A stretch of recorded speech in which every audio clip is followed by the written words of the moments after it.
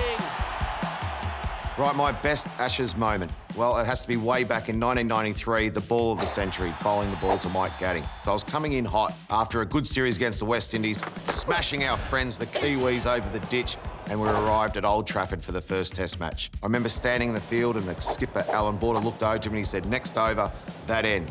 Suddenly, I got nervous. The palms started to sweat. Merv's bowling. He knocks over Mike Atherton. So suddenly, Graham Gooch and Mike Gatting, two of the great England players, were out in the middle after Atherton had gone. But because Merv got a wicket, it meant we were going to lunch and I didn't have to bowl. So as I'm sitting in the change room, I'm looking around thinking, how good is this team? I got David Boone in one corner, just sort of sitting there, and you can see why he's called the keg on legs. Next to him was Mervyn Gregory Hughes. And he looked next to Merv, and I started thinking, how the hell has he played 50-odd Test matches? Next to him was Alan Border, and we know how tough Alan Border was. He was sitting there with his lunch. He still had his green baggy cap on. He was giving himself uppercuts into his chin to say, I hate the Poms. We can't lose to the Poms. So he was fired up. So suddenly that was inspiring me to go and do something special. As I get onto the ground, I start to get nervous. Alan Border says, right, you're bowling.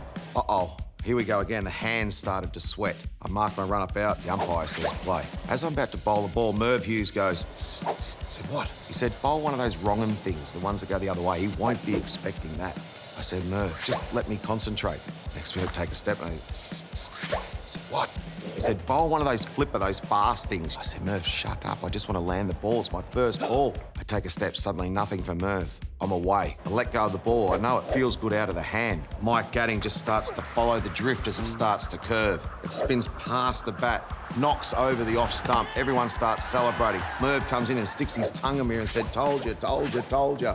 So I've finished my over, and I'm starting to feel like I'm 7 foot tall, and I'm going to get a bit of a clap from the pommy crowd. But as I get to the boundary, there's this guy in row Z, and he goes, Oi, Warne, I paid 50 quid to watch Mike Gatting bat. And the traditional Aussie salute I gave back, followed by a thank you.